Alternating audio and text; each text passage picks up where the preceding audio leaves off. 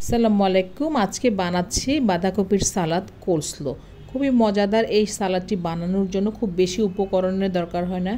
বাঁধাকপি, গাজর আর মেয়োনেজ হলেই চলে। একটা বাঁধাকপি নিয়ে অর্ধেক করে নিয়েছি। এবার এর বাইরের যে শক্ত পাতা সেগুলোকে বাদ দিয়ে ভেতরের যে নরম অংশ সেটাকেই নিয়েছি। এবার ভেতরের এই পাতাকে চিকন চিকন করে কেটে নিয়েছি।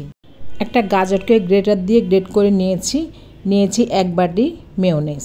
এবার একটা বাটিতে গাজর, বাঁধাকপি আর কিছু ধনেপাতা কুচি নিচ্ছি এবং দুটো স্প্যাচুলার সাহায্যে এগুলোকে মিক্স করে নিচ্ছি।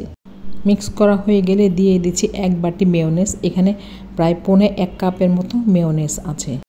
দিয়ে দিচ্ছি স্বাদ মতো লবণ, আধা চা চামচ গোলমরিচের গুঁড়ো, 1 চা চামচ চিনি, 1 টেবিল চামচ হোয়াইট ভিনেগার এবং 1 টুকরো লেবু চিপে দিয়েছি। এবার খুব ভালো করে সব কিছুকে মাখিয়ে নিলেই তৈরি হয়ে গিয়েছে মজাদার কোলস্লো সালাদ। পিৎজা, গ্রিল চিকেন এসব কিছুর সাথে এই সালাদ খেতে খুব মজা। এয়ারটাইট বক্সে রাখলে ফ্রিজে 4-5 দিন ভালো রাখা যায়।